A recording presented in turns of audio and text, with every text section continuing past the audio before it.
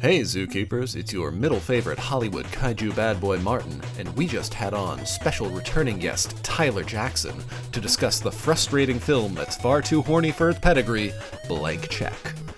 If you're enjoying Podzuki, please be sure to leave us a review on Apple Podcasts or throw us a follow on Spotify. And if you'd ever like to get in touch with us or have something you'd like us to read on an episode, we'll say literally anything you want us to. So feel free to tweet at us at Podzuki on Twitter or email us at podzukipodcast@gmail.com.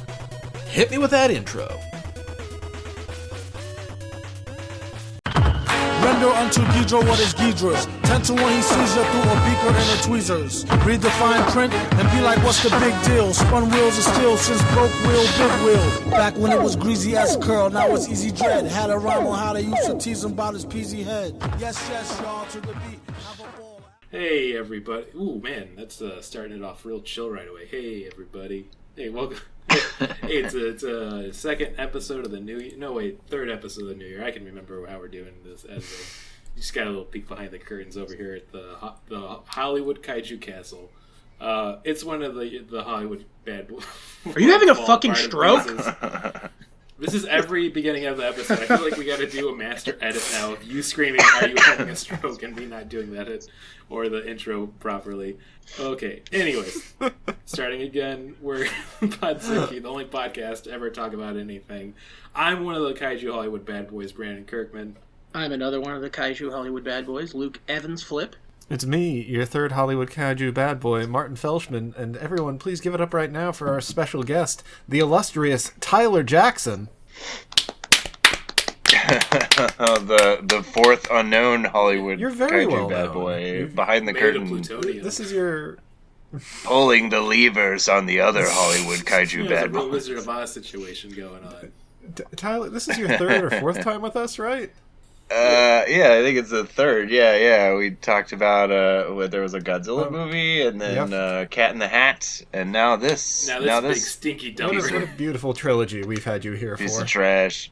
I want you. I'm gonna kick it off in a different way. Hi, we're Podzuki. We usually talk about monster movies, kaiju movies. This is definitely a kaiju movie, but in not the usual way you're thinking. What made you want to choose this movie? I'm the one who brought it up. What made Luke want to choose this movie? Basically, I had a memory of, I thought that we'd done this as on the podcast. But that's right. I think what it was, just a while back, I watched it with Tyler, and I was just confused. Yeah, that makes sense. Because it's a movie that is... Well, I mean, we'll get into it as we get into the actual plot and going on how we felt about it, but this is...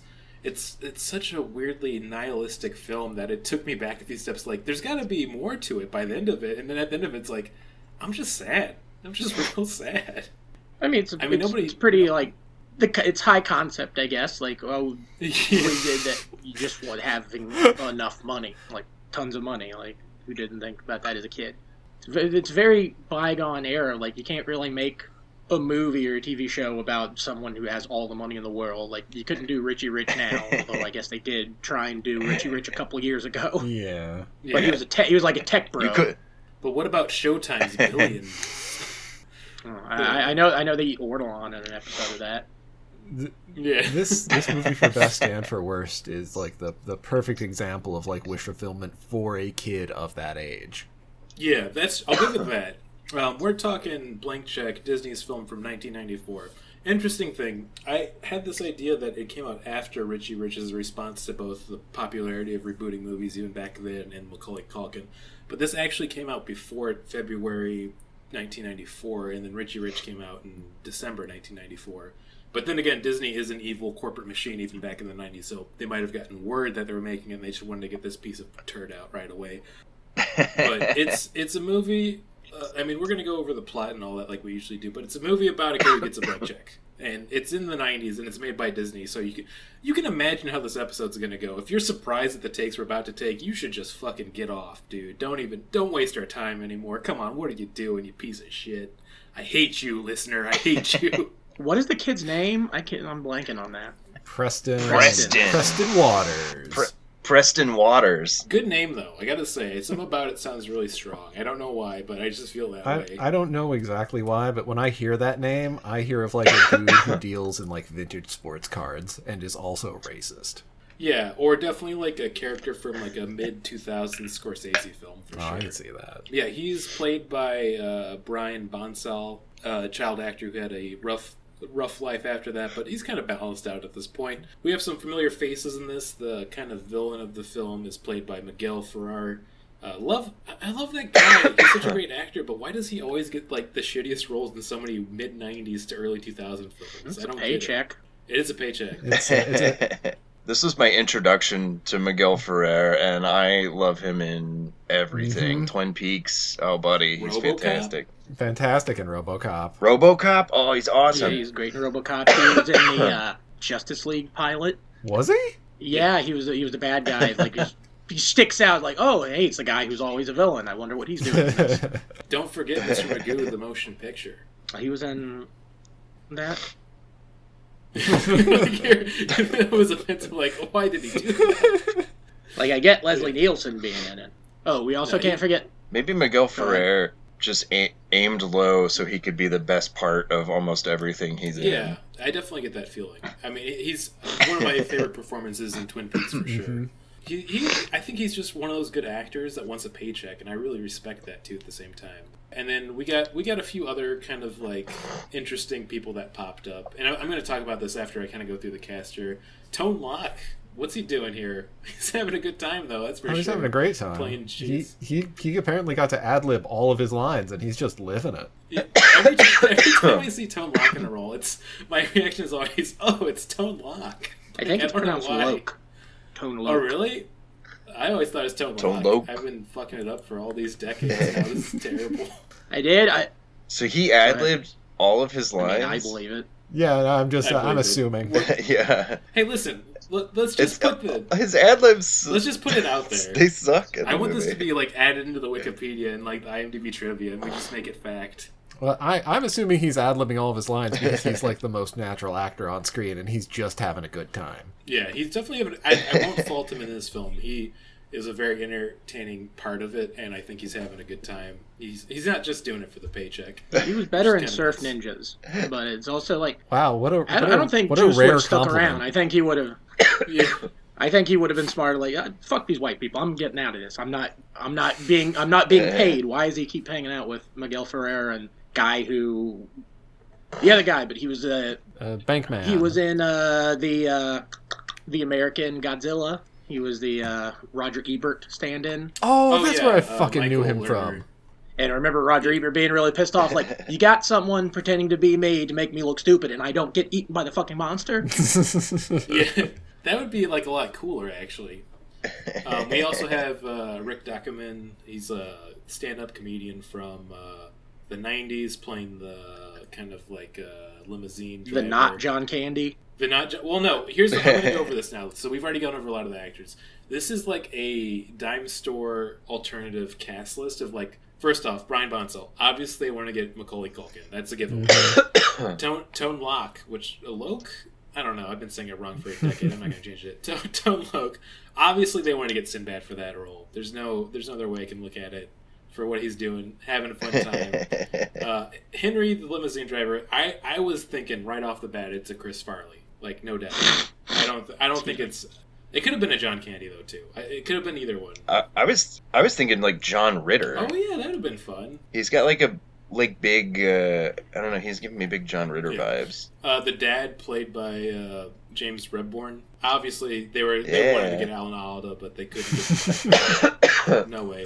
I think the only one they actually cast in the role that they wanted was Karen Duffy as one Shay character, because she's just like an attractive interest for our main character. He's like 7 or 8. Was he? No, he's 11. This movie, okay, let's start summarizing it, because it goes into so many weird places, and I want to talk about so many things that happen. We've gone over the cast. The director, though, I think we do need to get into really fast. which is insane to me because it's Rupert Wainwright. And when you say that, you say, wait, Rupert Wainwright, the director of The Fog 2005? Wait, Rupert Wainwright, director of Stigmata from 1999? The famous maker of music videos for NWA and Michael Jackson? Yeah, it's that guy. Wow. It's real fucked up. I only know that name, too, because he also directed Hammer Don't Hurt Him, the direct-to-home video of MC Hammer. Please, Hammer, don't hurt him. Please, Hammer, have some respect. I recognized the name because I loved his piano playing. Yeah.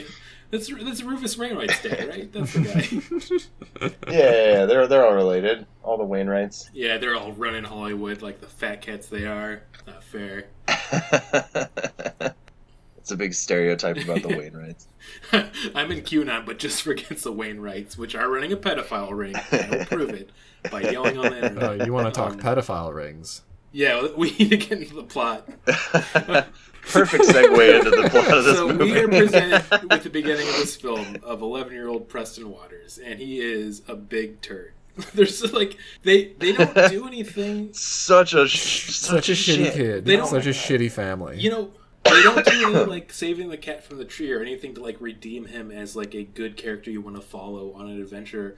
They don't. The thing is I feel like these movies at this time period would always have the shitty kid has at least one friend that's good to him and they're kind of best buds. He doesn't even have any friends. He's such a fucking loser. Yeah, he really is just alone all the time. Okay, did you use the saving the cat thing on purpose there? Yeah. Yeah. Okay, are you going to save that for later to talk about the screenwriter of the movie? Yeah. Okay. We're excited for whatever this is. Oh, it's good. So we get into introduce him. They're showing him basically rehearsing a speech to ask his dad if he can have his own bedroom, which is... Well, he already has his own bedroom. But his brothers just take over his room for their business that they never exactly say what the business is. Foot in Hand, which I guess is just them to do a fun secret friend handshake between brothers. They don't really ever explain it. It's real fucked up, but they actually had the first OnlyFans account.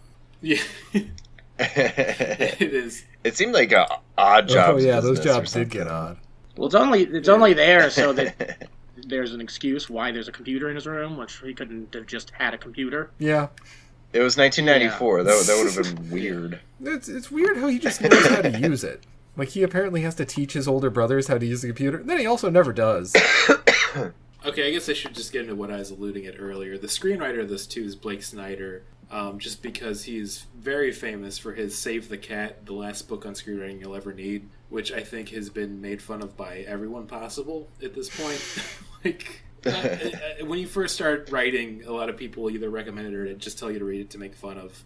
It's one of those interesting things of, he also introduced a software just for it, too. He's just a real weird dude. Just a super weird dude. It's insane that one of the most successful script writing coaches in Hollywood, you're oh man, he's so good. Oh, his class helped me. Oh yeah, what movies did he write? Oh, he wrote Blank Check and Stop or My Mom Will Shoot. What? I really hate that we mentioned this because I think for sure we're gonna have to do Don't Stop or Stop or My Mom Will Shoot in the future. Yeah, it's gonna happen. I'm surprised we haven't done any Sylvester. Spoiler alert. She shoots. Yeah, I feel like this also is a semblance of I don't get how anybody could take him seriously if this is one of his examples, because this is a plot and writing that goes nowhere. And once again, he has a whole book about how you have to have a save the cat scene, which is basically your main hero or character doing something heroic, so that's why you want to follow them. This character doesn't do it the entire film, so I wonder if he's trying to turn expectations on people's heads. I don't get where he was going with this script at any point. This is a little bit of a caveat, but Sylvester Stallone is fucking ugly. I'm just looking at it's his face it shrinks the older he gets. Wait, okay. Are you I always figured he's if you described an alien to describe what a handsome human would look like, but you only described a human. He has something in his contracts where no one can be taller than him in his movies. How recent is this picture of Sly Stallone that you're looking at? It's the first one that popped up. I was looking up the that screenwriter, and then Stop My Mom Will Shoot, and it's just, I guess it's whatever is like, whereas Liz lists like everybody that's in the movie, and also Thomas Hobbs for some reason. Okay. I don't know why that's trending on here. Yeah, no, he's looking like an old beat-up bowl of cauliflower right now. He used to look real handsome, though. Yeah, I've seen Death Race 2000. Death Race 2000 fucking rules, dude. If you should talk that movie... Machine Gun Joe Turbo. If you should talk that movie, I'm stopping this podcast right now, and I'm going to kill myself. That's how much I love it. I'm not going to put it on you. I put it on myself. Dr. Frankenstein, running around, David Carradine. Yeah, with a grenade in his hand. It's so good. Everything about the movie is perfect. Roger Corman like made a sequel to it later, and it's not the one with Jason Statham. It's very Roger Corman himself like made a follow up like sometime in like the 2010s, I think, or something, and it's just because they did do a remake of it, very like Jason Statham, right? Yeah, they did. Yeah, and like I think Ving Rhames might be in it or something. I don't know. It's set in like a prison island. Yeah, for those mid-2000s, he's coming off hot after that Dawn of the Dead remake, which he was great in, and everybody's like, we gotta get Ving Rhames in this, and everybody's like, okay, we're done, thank you, Ving Rhames. We had a good run. Anyways, to get back to this plot, he's rehearsing this, we get to introduce his brothers, they bully him, we all agree with his brothers, we want to bully him too, he's a real turd, we don't like him. His dad comes in, and then like, they have the usual conversations where, like, he asks him, and his dad says he just needs to be patient. If he wanted to do whatever he wanted, he should get his own roof over his head. But he also makes a weird aside. I don't know if you guys picked this up, but when he's talking about the computers, like, these computers can do everything except for teach you how to make love to a woman. And I'm like, yeah, he does say, I remember that. Yeah. Listen to this virgin not knowing that he can get pornography on this computer. What a stupid idiot. What a piece of shit. He said that like a man that's tried. Like, computer, help me. Where do I put my penis? I've had 3 kids, but I have no clue where they came from. I don't know what my wife's doing. Of course, clearly what that means is the dad hasn't ever made love to the mom. He's fucked. What if this was an excellent film about cucking? What if... We're really cucked by McIntosh. We're really regressing in 2022. That's our new theme for the year. 2022 for Podzuki. It's all about regression. By the end of the year, it's just going to be us saying the fuck word over and over again.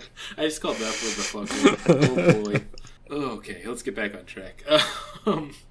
They introduced the concept of the film like 8 minutes in. Of like he gets a check from his grandmother for his birthday after. Going to his, I guess not his friends, but his adversary. Once again, he has no friends, but he gets invited to like a fellow schoolmate's birthday party, and his parents don't give him any money to get tokens to go on the rides because I guess his parents hate him. Who cares? It's just him watching them have fun, and he's just like, I wish I had money. That's not true. And he gets his dad gives him $6, which is an absolute slap in the face because every good ride is at least $7.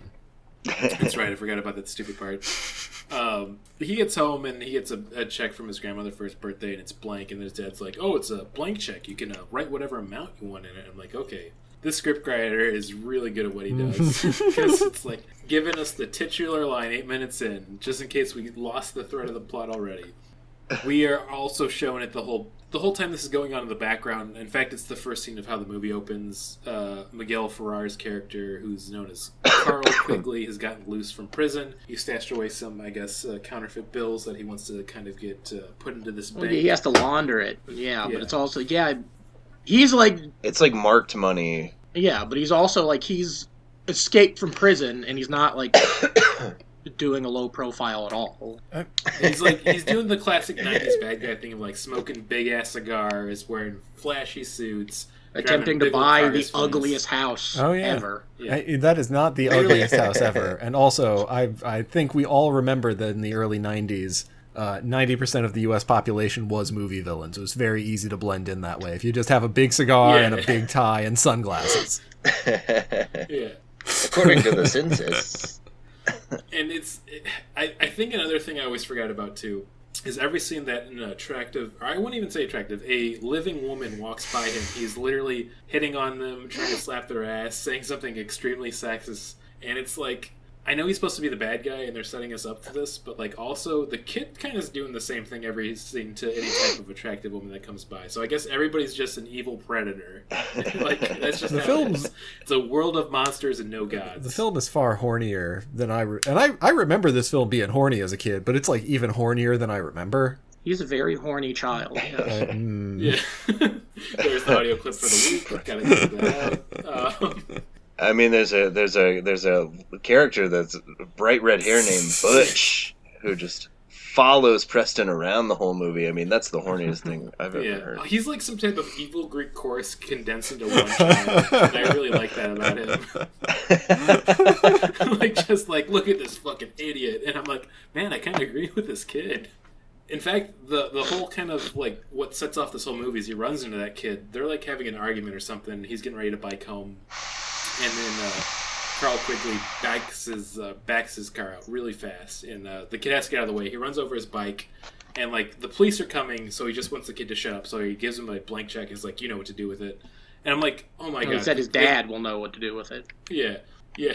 I mean, if not his dad, then ask the computer, right? It's such a stupid setup for the movie. And, like, it's enough to, like, you think that they would kind of have a better way for him to get into the million, but this is how they're doing it. He goes home and he, like, writes in $1 million after thinking about it on his computer. And then he shows up to the bank the next day. I should say earlier, he went to the bank on the first day to cash the first check he got. That's where we're introduced to Shay, who's played by Karen Duffy.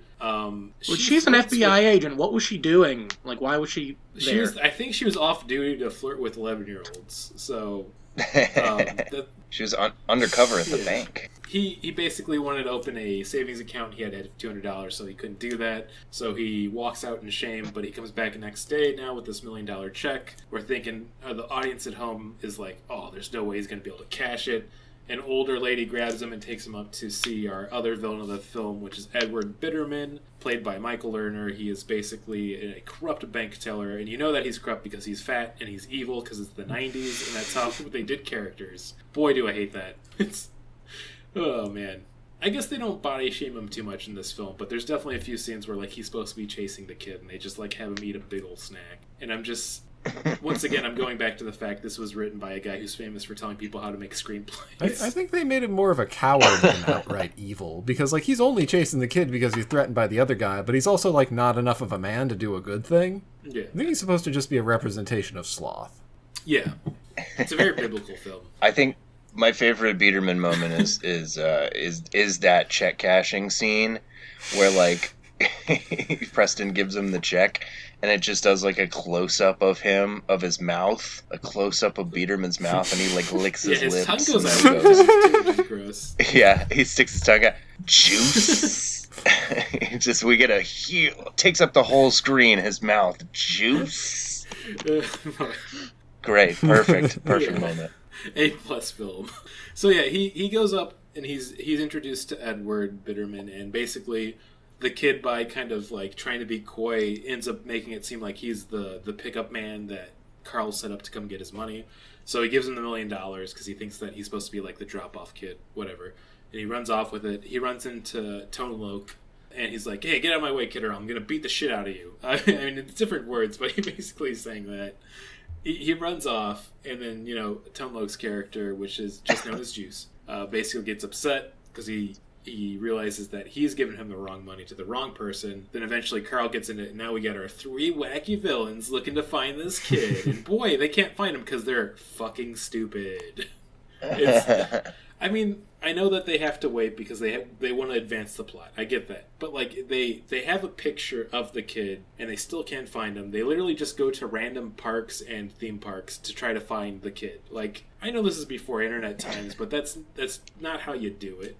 Like, maybe go after the person who just bought, like, $1 million house with, like, a freaking fake voice. I don't know. Some connection should have been made there. As soon as the kid gets home, he's basically rolling in the dough. We now have a millionaire. Mm-hmm. Literally. They play money, that's what I want, because you have to in a film like this. It's against the law not to.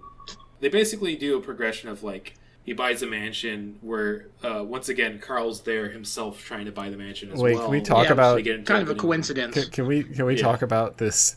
Someone who was suffering from dementia and was like, of course I live in a castle, and they renovated their, like, corner home, and then now someone has to sell that? Yes. It's beautiful. Yeah, it's... The whole scene is like completely insane because it's he doesn't want to use his real voice because he's a kid and he can't buy a house as a kid, which I think is one of the reasons our nation is so corrupt. If a kid can buy a house, let him buy a house. That's what I stand on. But he uses a robot voice through his Macintosh. They get in an argument. Eventually, he wins it, and they're like, "Oh, what's your name?" And he does the classic '90s thing. If he looks around the room, he looks down at his computer. That's a macro. He Kaiser Soze's it. Yeah, he Kaiser Soze. He looks down, and he sees his computer's called a Macintosh Performa 4300 or whatever. So he's like, Mr. Macintosh.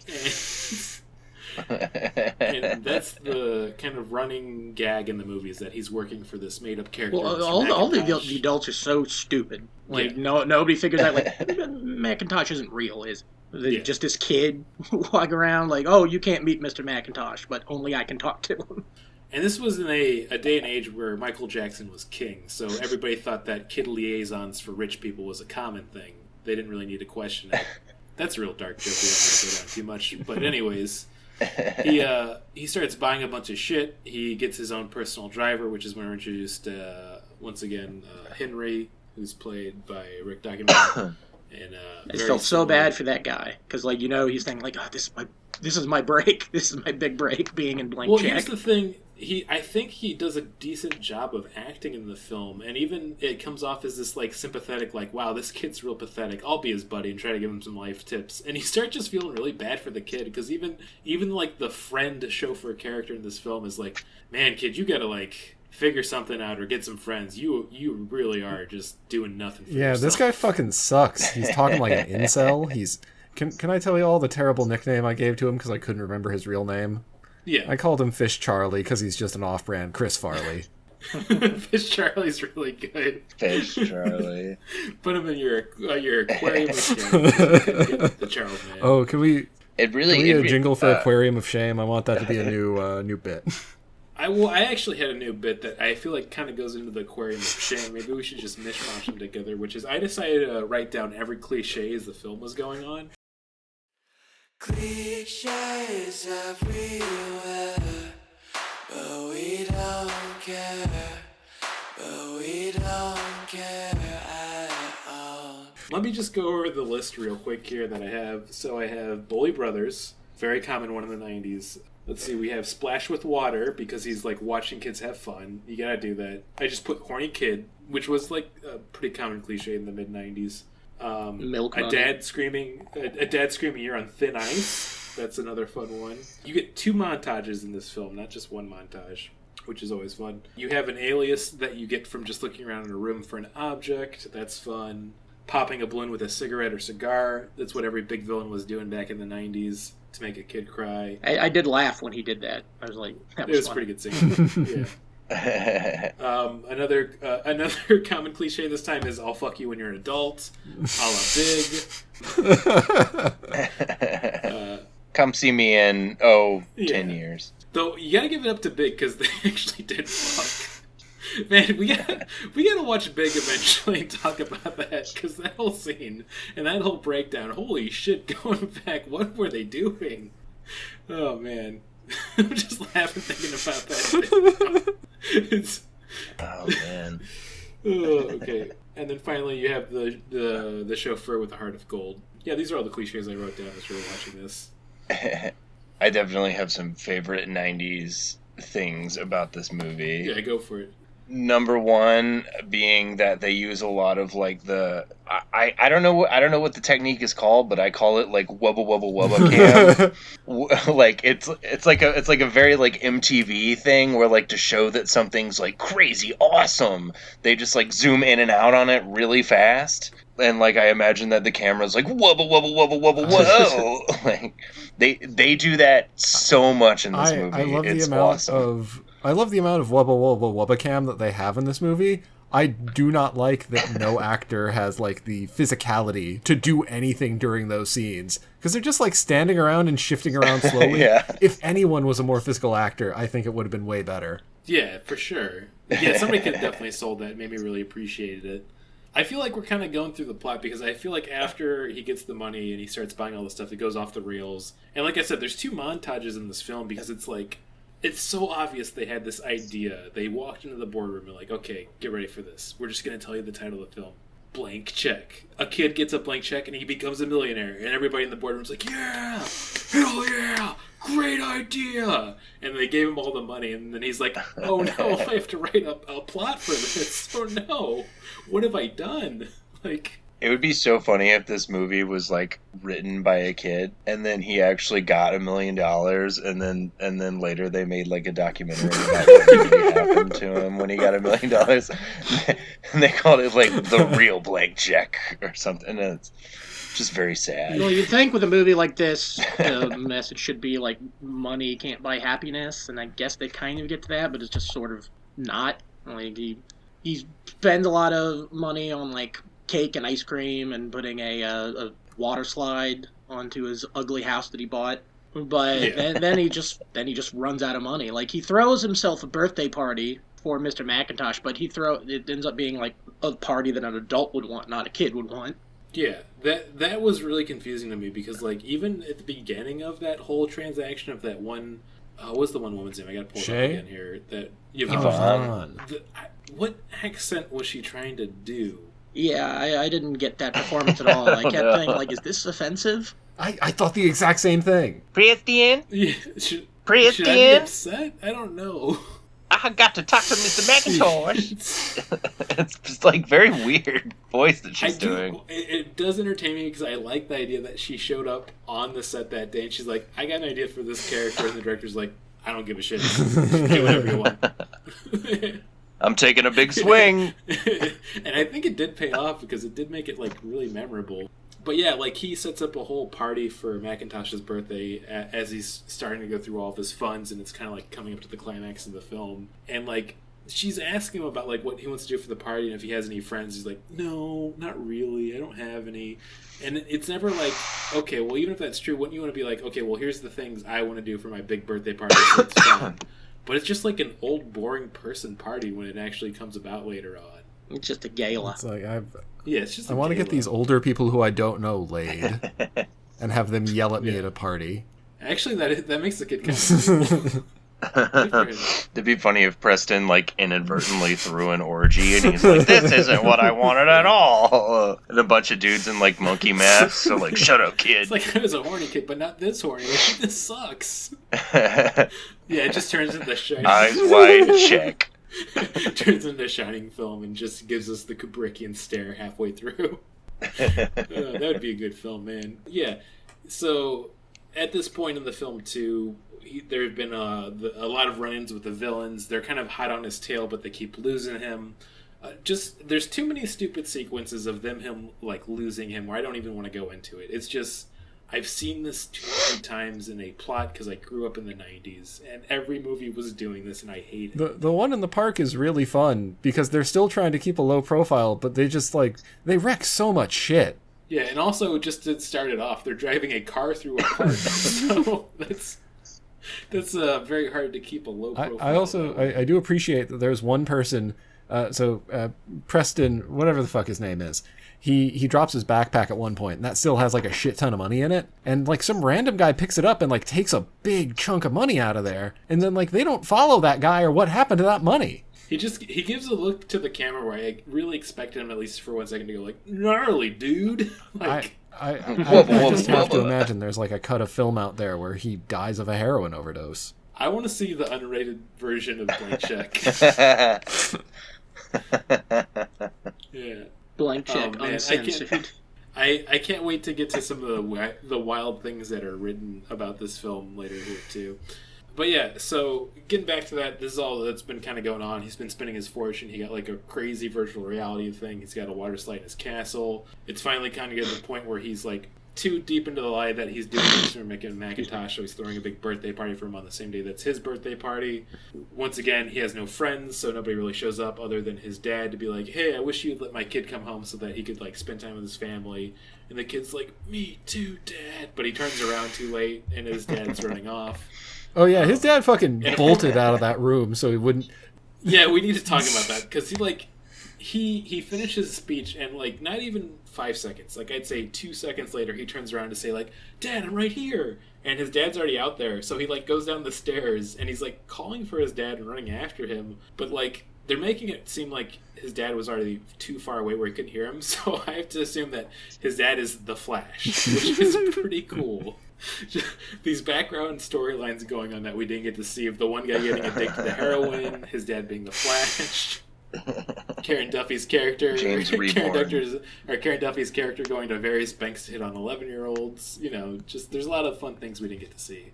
As he's running after his dad at this party, the three villains show up and they do a big chase sequence in the castle that he bought, where basically he outwits them, but eventually it's the classic thing where hubris befalls on our hero when he comes into the grass. Oh yeah, the Home Alone scenes. Like, it becomes Home Alone for like 15 minutes.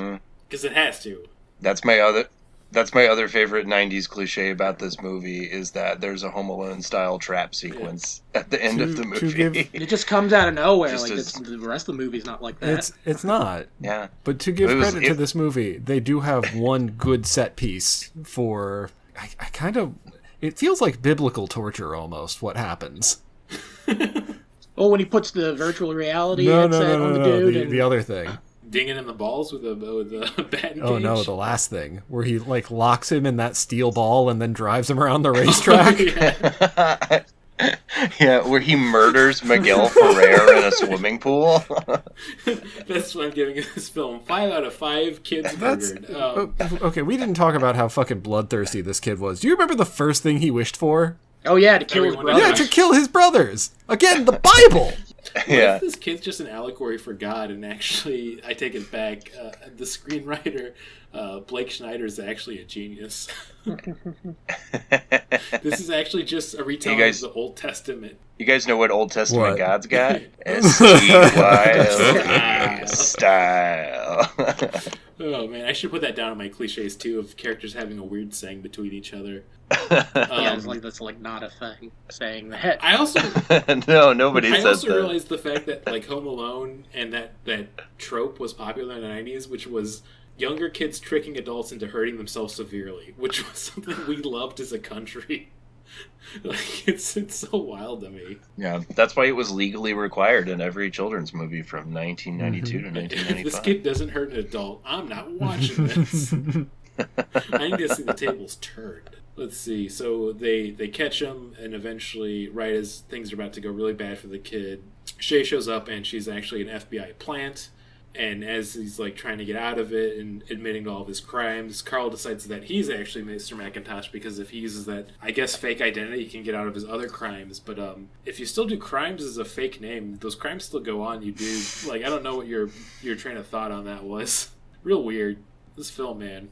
Well, he should have known by that point, like, okay, maybe McIntosh is someone I don't want to be. Mm-hmm. Yeah. Like, the FBI were there. I think it was like that McIntosh had become like the talk of the town, because I think this is like supposed to be like a small town in Indiana. And McIntosh, like everybody knew who McIntosh was after like, you know, a few days of him moving in. And Biederman at one point is like, just say you're McIntosh. McIntosh could run for mayor here. Everybody loves him. It's beautiful. It's like analogous to The Great Gatsby. Oh shit! Is this also The Great Gatsby and Old Testament? Okay, Blake Snyder is. I mean, he's a still great dude. You gotta be honest here at this point. The blank Gatsby. Oh, we're onto something.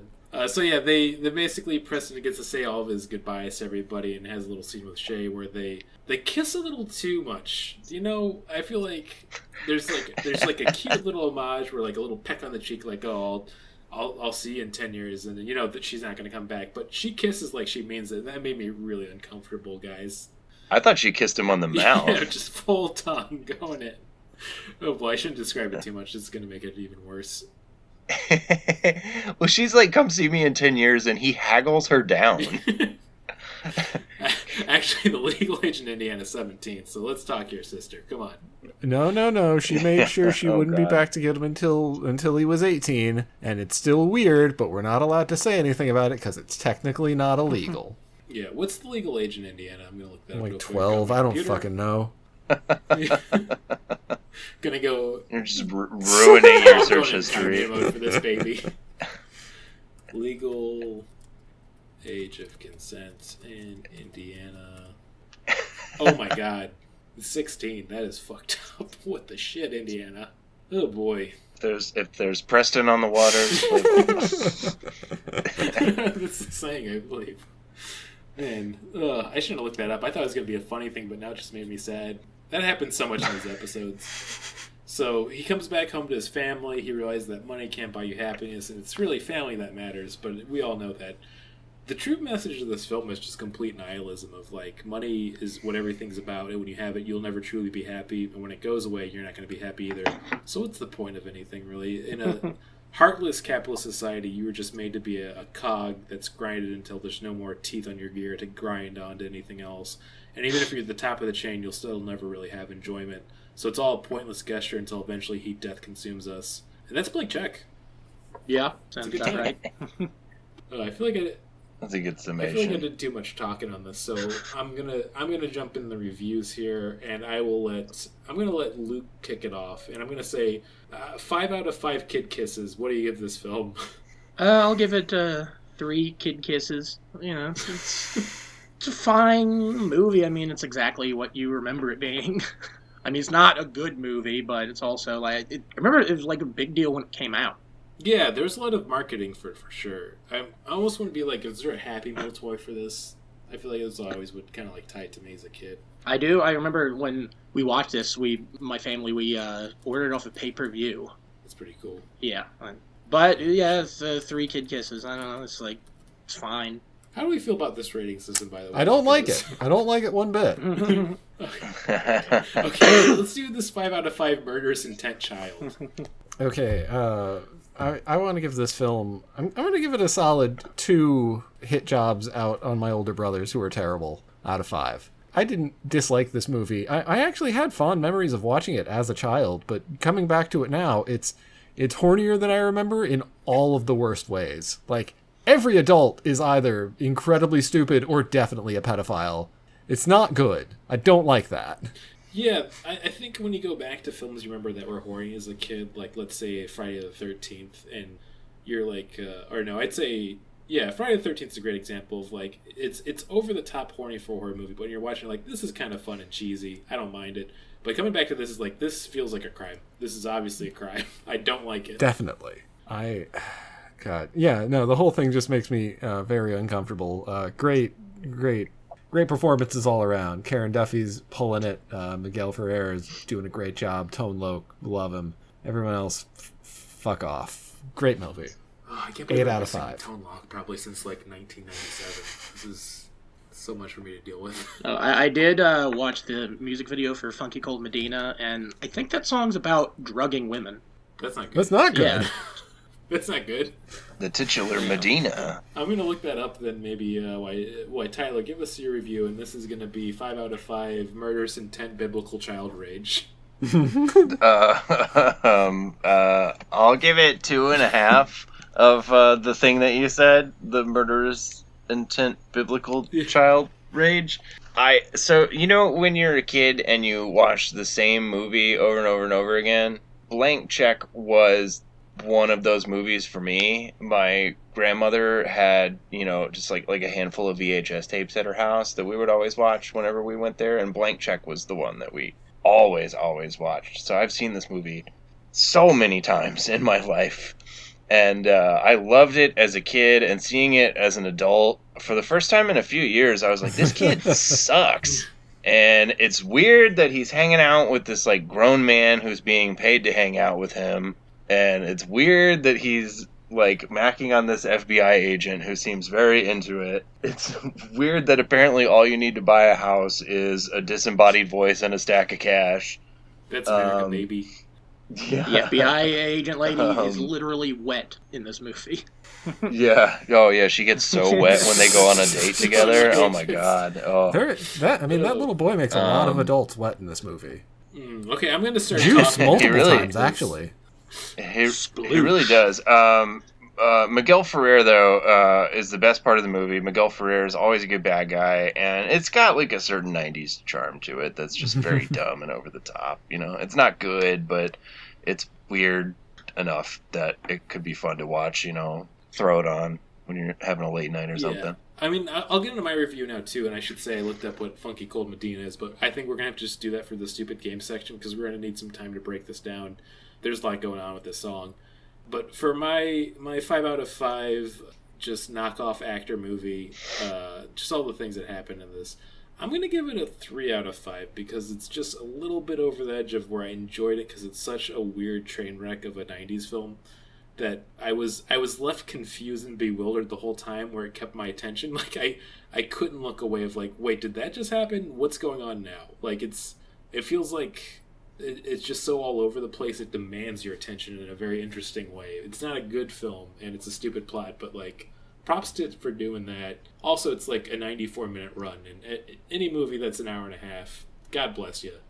Thank you so much. Like, we don't need any more 2-hour plus movies that we have to talk about on Podzuki, because they're usually bad films we're watching. So, and yeah, I'm gonna go Tone Loc and then Miguel Ferrer. They're just having such a great time. I really enjoy the performances. It just, if you found what we were talking about interesting, check it out on Netflix, and you'll be like, wow, that was a strange film. I would recommend drugs too while you're doing it. Definitely should get some drugs mixed in. But yeah, let's segue into the stupid game section. Quit playing Stupid games. my heart. Which I'm introducing a new game that might be just for this. Like, let's go over this Tone Loc song. And started reading about Funky Cold Medina. Okay, so this is the synopsis on Wikipedia for Funky Cold Medina, and the person who wrote this was having a fun time, because I think they really tried to break it down logically, which is, the song tells the story of Tone Loc's experiences with Funky Cold Medina, a potent aphrodisiac in liquid form. At the beginning of the song, Loc consults a fellow club-goer who appears to be having more success with women than he is. A god-named singer, a stranger, informs Loc that the success and the result of this to use of the Funky Cold Medina, wrote it kind of funny, which makes anyone who drinks it irresistible to others, although this is later contradicted by the lyrics of the song itself. Loc initially tests the formula on his dog, who, upon drinking it, becomes uncharacteristically affectionate towards Loc, and appears to track the neighborhood dogs to Loc's house. I keep saying Loc and Loc. That's going to make this really confusing, but I'm still going. I'm still powering through this. Loc, when tries the formula on a potential love interest, but the love interest turns him away. Oh my god, because it's a trans woman that Loc is not attracted to. This is bad now. This is not good. His next effort involves him appearing in love connection and meeting a woman who immediately wants to marry him, which scares him away. Ultimately, Loc concludes the formula is too much trouble and resolves to stop using it. This is, I gotta listen to the song now. Wait, It's very anti Brandon, Funky Cold what's Medina. the game? I'm just reading the synopsis on the Wikipedia for Funky Cold Medina by Tone Loc. Okay. I like the thought of like Those are the using rules. Funky Cold Medina as like an expletive, or like Funky Cold Medina. Ooh, I Yeah, like if you that. like Something stuff good you happens know. to you. Like from Rookie of the Year, when he hits the doctor in the face and the doctor yells "Funky butt love." Oh yeah. I love that. I guess I'll do an actual game, and maybe I'll cut that section because it was really confusing just getting into the synopsis of that song. But I do want to ask you, Tyler Jackson, how tall is Steve Buscemi? How tall is Steve Buscemi? I'm gonna guess 5'9". I have excellent news for you about that. Wow. Which is Yeah. you're right on the dot. So I'm right on the dot. yeah, we've done this game many times, and how it works is we give our guest a chance to guess his height. Whoever gets to 3 points first wins the game. He is exactly that height, because why is the reason we love that, Martin? Oh, because it's exactly 420. Wait, what was it? Oh, it's 69 inches. Okay. Yeah. Oh 69 boy. inches, exactly. Oh boy. Listen, we're recording this on a Monday. We got some real funky energy where we're going through. Sorry, So. Brandon. I just feel like I got slapped by that funky cold Medina. Yeah. Why did you even have to go out of your way to like make fun of a trans woman in a song in the 90s? I just don't get Brandon, that. I feel like you answered it with your own question. Yeah, that's very true. A leading question, as they say. Okay, so I'm going to ask the floor is now open to everybody. I'm going to go around and ask you the height, but how tall do you all think Miguel Ferreira is? I'm going to start with Tyler since he's our guest. 5'11". Okay, I like that's a solid. He looks like an average like height to maybe a little bit taller, kind of around there. Martin, how tall do you think Miguel is? I want to say 5'7". Okay, I like that. He kind of has maybe a shorter stature to him on film sometimes. And then Luke, what are you thinking? Yeah, I'll just go an even 6 feet. All right, I think we're gonna have to introduce a new rule, which is if you get it on the dot, you get an extra 2 points. Because I'm gonna give you 2 points right now, Luke. It is 6 feet exactly. 6-0. Looking at the height of Miguel Ferrer. Well done, Luke. Yeah. I think we all know what we're gonna do for the order of this, because of course I'm gonna have to ask you all now. How tall is Tone Loc? Ooh. He was the baby in Baby's Kids. You know that? Yeah, it's pretty cool. It was Sea Bear on Sea Bear and Jamal. Oh yeah, that too. He was the lizard in Fern Gully. This is not the rules of Tone Loc. This is the height of Tone Loc, guys. Yeah. Tyler, you start. How tall is Tone Loc? 6'1". Okay, yeah, he's got a big persona on screen. I can see this. This is making sense. Martin, what do you I'm think? going to go 6 foot even. 6 foot even. Okay, I'm liking that. And then Luke, what are you thinking? 7 feet. He's a giant. No, I'll say 5'10". I don't know. Well, I think we're gonna wrap this up pretty quick because Luke got closest. I'm not doing any of that Price is Right bullshit of if you go over. It's whoever's closest because he's at 5'9". Luke, you're really good at guessing these heights, man. You're crushing it today. Wow. Wow. I thought you were gonna say he's 7 feet tall. Fee fi fo Funky Cold Medina. That's about it for like the stupid game section for what I really wanted to get into. But I think I would love to get us into some recommendation and plugs now that we're getting towards the end of the podcast here.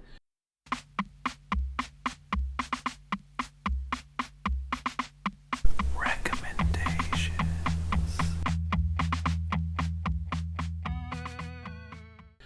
I have one in the can, but I also don't want to kick it off because I feel like I've been talking a lot this episode. So I'm going to give this off to Martin. If you've been anything you've been wanting to recommend, can be anything, a feeling, an emotion, a video game, blank check. I'm pretty sure I recommended this a few episodes back, but it's still probably favorite anime I saw all of 2021. Go watch Odd Taxi. It's only 13 episodes long, and it's a real good, self-contained, like satisfying story. I just can't recommend it enough. Go watch Odd Taxi. It's adorable. Yeah, I'm gonna hop on and say that you should absolutely check it out. I was telling Martin because he recommended me, and I watched it and I loved it. But it feels like if you had a bunch of cute little animal characters, well animated, acting out a script written by Haruka Murakami, it's real bizarre and dark, but it's so good. Luke, I'm gonna say Luke, go for it. I don't really have much of anything. Watch Star Trek. That's my recommendation. Nice. Yeah. I mean, you really can't go wrong if you're going with any of the main series ones, you know. Yeah, the original cast movies. Over the past since I had COVID and then the restaurant closed down for a week, I just been watching all of the Star Trek movies. Yeah, I've only seen Wrath of Khan because that's the one that they always tell you to check out. But I've heard the other ones are pretty fun too. So I like the first one. I'll get around to it one of these days. Tyler, have you had anything that you've been wanting to recommend or a plug coming up here too? I got this new board game that's pretty fun. It's called That Time You Killed Me. It's a great name. It's so the idea of it is like you're the person that invented time travel, but then another version of you time travels to where you are and says that they invented time travel. So then you have to travel through time and kill each other so you can be the one person that invented time travel. I say all that, but it's essentially just kind of like time travel chess. Isn't that just the plot to Loki? I mean, I guess kind of, but that's a really fun concept. Sort of. Game. Yeah, it's interesting. Like you have like 3 different boards for the past, present, and future, and each board starts with one piece on it. And you can travel forward in time and jump to another board, or you can travel backwards in time. And whenever you do that, the extra piece that since the extra piece that you have in the past board would age up to be in the future board anyway, it makes like a copy of you. So then you can like generate new pieces by traveling back in time, and there's all these like different features that you unlock as you play. Like you can like plant a seed in the past and then it grows into a tree and then you can push it on somebody to kill That's them. pretty fun. It's very weird, and it is very hard to think about when you're playing it. But I played a couple games with a friend last week and it was very fun. Yeah, That sounds fun. That sounds like it's really up my alley. I gotta check that out. I'm gonna come in hot with a pretty hot recommendation. I've been playing a little game called Inscription. Here's the thing, I can't tell you anything about this game. It is an insane narrative that opens up the more you play it. I haven't had an experience with a video game like this since maybe like Undertale, where the more you play it, you realize that, like, it's kind of doing things outside of the actual game that you have to pay attention to. And it's so fun and inventive and just so well done that I would be upset with myself if I gave anything away about it. But if you like spooky games that get creepy as you go, that seem like they're just a normal thing, but then you're pulling out teeth for some reason, this is a game for you. That's as far as I will say anything about it. It's so good. It's so goddamn good. I mean, for sure, like, if I had played it in 2021, it would have been Game of the Year. But if it's 2022, I'm already saying I started playing it on January 1st. Game of the Year already, man. It's insanely good. It's so good. That's the same guy that did Pony Island and the Hex, right? Yeah, the Hex was... I haven't played Pony Island, but the Hex is great. I love the I still got to Hex. check out all these games. Yeah, it's so inventive, and the story itself is so cool with how it does everything. Gotta check it out. And also, if you're thinking about playing it, just play it. Don't spoil anything about it. Cool. Yeah, I don't think we're going to really have any plugs because we're in another wave of COVID, and that's just how it kind of breaks out right now. Yeah. So, hey, maybe by the time this comes out, we're in better times. So we'll see in the bright, fun, shiny future. Everything's good. But I think if you're ready to do the sign off, I think I'm ready to do the sign off. Yeah, sure. Okay, here we go.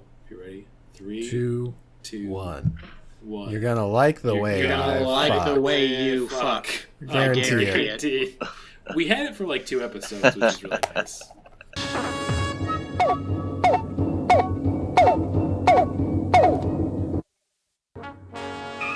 We regret that you have not yet complied with our order. This show has been brought to you by Machine Culture.